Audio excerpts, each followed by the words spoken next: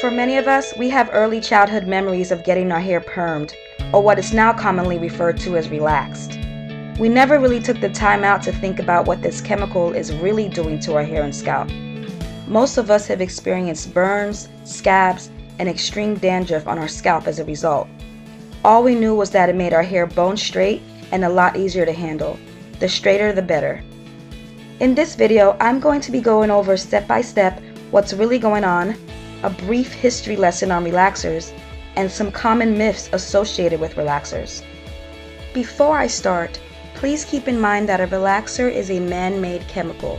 It's engineered to serve one purpose, regardless of the repercussions and consequences associated with continued use.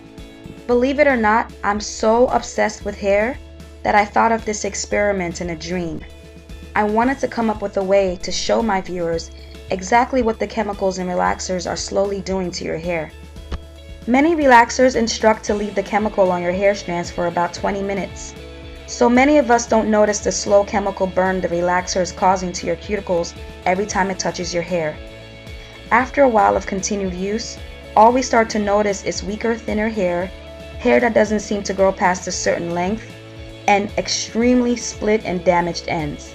So I decided to extend the chemical burning process to show exactly what's happening to relaxed hair. I measured out and mixed a small portion of the relaxer cream and activator in a small plastic cup and placed one of my shedded hair strands in the chemical. Without tampering or touching the coated strand, I let it sit for 8 hours. I wasn't surprised to find that the chemical did what it's engineered to do and completely burned through my hair. The brown areas are the remaining specks of protein that my hair left behind.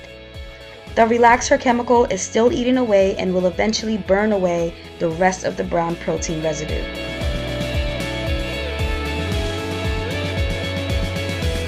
As I mentioned in my two-part series on pH balance, human hair has a naturally acidic pH level of about 3 to 5. And on the other hand, relaxers have an extremely alkaline pH that can range from 10 to 14.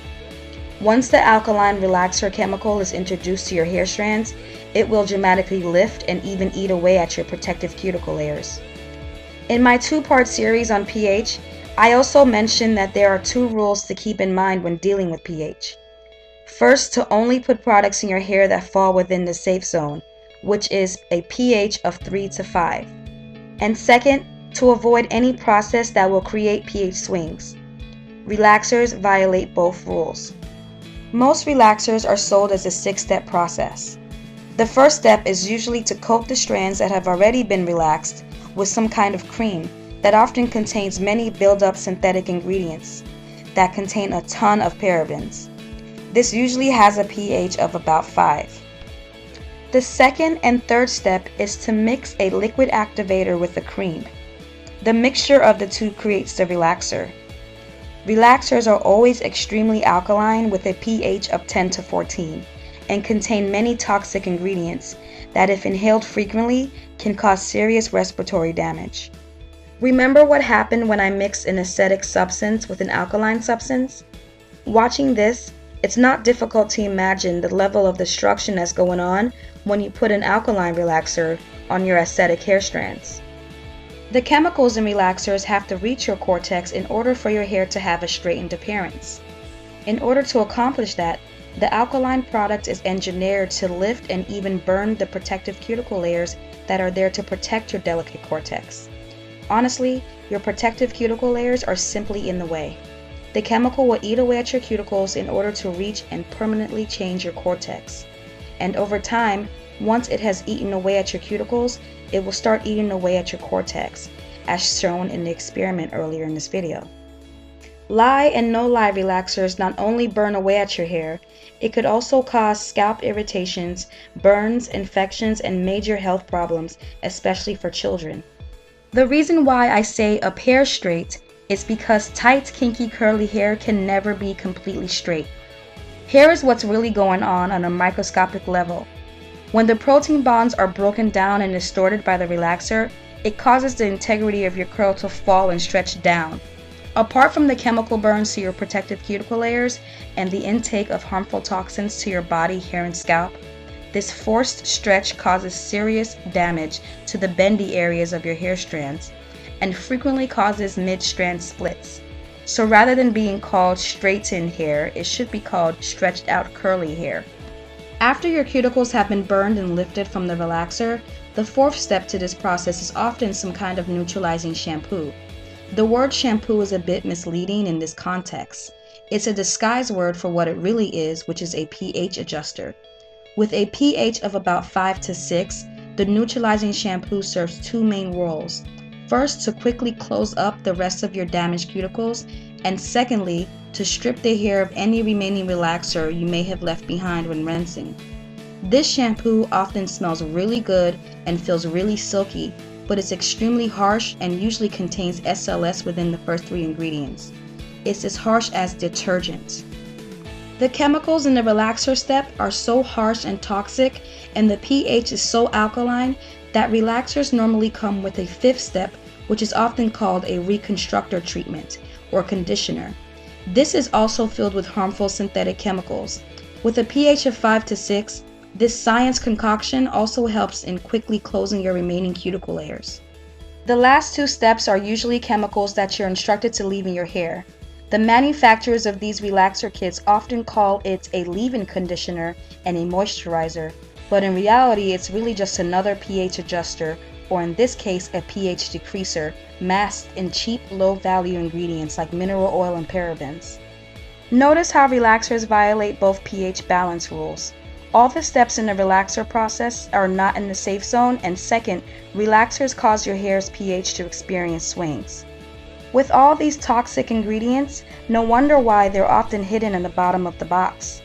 So you're probably thinking, I know someone who's relaxed but still has long, straight, thick, healthy, beautiful hair. Why's that? The answer is because these individuals already have what I like to call the real definition of good hair. Referring back to my GreenBeauty complete hair type chart, those that are still able to maintain full, healthy, relaxed hair not only practice almost perfect techniques in completing the relaxer process, they also have a combination hair type that results in lower maintenance, very strong, resilient hair strands. In other words, before relaxing, they already had really great hair.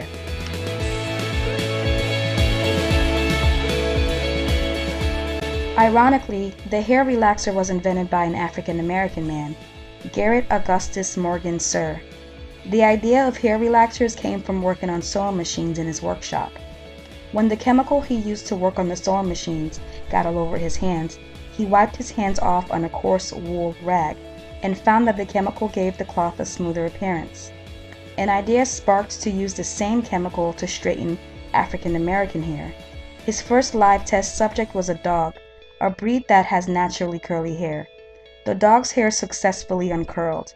The same results occurred when he tested the chemical on his own head.